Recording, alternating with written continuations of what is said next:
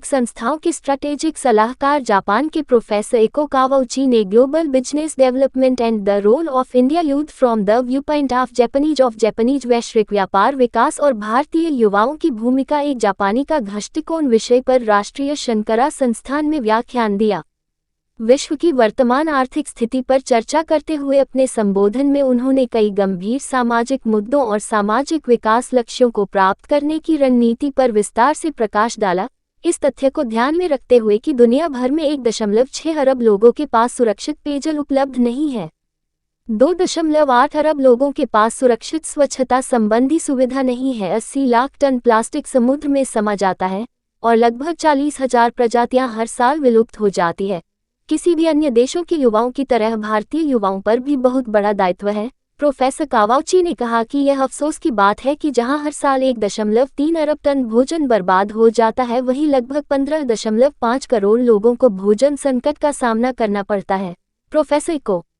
कावाउची ने जोर दिया कि व्यावसायिक विकास पर्यावरण की कीमत पर नहीं होना चाहिए, क्योंकि दुनिया अब ग्लोबल वार्मिंग से ग्लोबल व्यापार के युग में प्रवेश कर चुकी है। हम में से बहुत से लोग इस बात से अवगत नहीं है कि खाद्य प्रणाली और जलवायु परिवर्तन के बीच में भी कोई संबंध है, क्योंकि 45-47 ग्रीन हाउस गैस उत्सर्जन वैश्विक खाद्य प्रणाली से आता है, जिसमें processing, packaging, transport, freezing, retail आदि से उत्सर्जन शामिल है।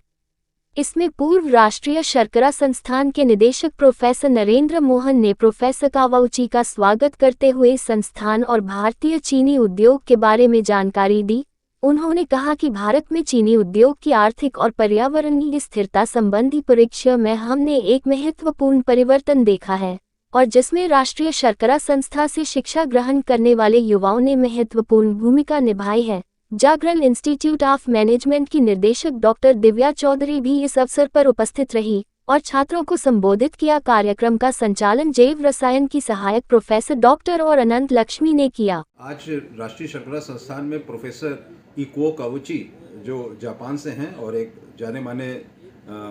एक्सपर्ट हैं और इकोनॉमिस्ट भी हैं, उन्होंने एक व्याख्यान दिया जो कि संस्थान के छात्रों के लिए भी था और फैकल्टी के लिए भी था, और उन्होंने इस बात पे चर्चा की जो सस्टेनेबल डेवलपमेंट गोल्स हैं उनको किस प्रकार से प्राप्त किया जा सकता है। जापान में इन सब चीज़ों को किस तरीके से लेके शिक्षा दी जाती है, उनकी अपब्रिंगिंग किस तरीके से की जाती है, इम्प्लीमेंटेशन किस तरीके से किया जाता है, और इंडस्ट्री और एनवायरनमेंट दोनों का संतुलन किस तरीके से कायम किया जा सकता है।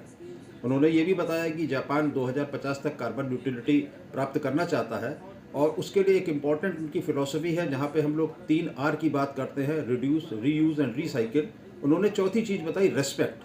आप इतना खाना वेस्ट करते हैं, आप इतनी प्लास्टिक ओशियंस में डालते हैं, आप और तमाम चीज़ें इस तरीके की करते हैं जो कि एक सामान्य जनहित में नहीं है, तो इन सब की रेस्पेक्ट करनी चाहिए। तो उन्होंने चौथा शब्द उसमें रेस्पेक्ट भी जोड़ा। साथ ही उन्होंने अपनी अपेक्षाएं बताई कि अगर इंडिया को एक सुपर पावर बनना है और हम जो है 5 ट्रिलियन इकोनॉमी की बात कर रहे हैं, तो किस प्रकार से हम एंटरप्रेन्योरशिप पे और स्टार्टअप से फोकस कर सकते हैं। इंडियन यूथ जिसकी की पॉपुलेशन बहुत बड़ी है, जिसको हम यंगिस्तान कहते हैं, तो इस हिंदुस्तान, यंगिस्तान और इस भारतवर्ष में जो आने वाला समय है उसमें यूथ को किस प्रकार से अपनी जिम्मेवारियों को निभाना है और उनके अंदर क्या होना चाहिए, एटीट्यूड होना चाहिए, डिसिप्लिन होना चाहिए, एंटरप्राइजिंग एक नेचर होना चाहिए। इन सब चीज़ों के बारे में भी उन्होंने विस्तार से बताया, और उस पर स्टूडेंट्स ने और फैकल्टी ने उनसे तमाम तरीके से इंटरेक्शन किया और अपने सवाल पूछे, जिसका कि उन्होंने जवाब दिया।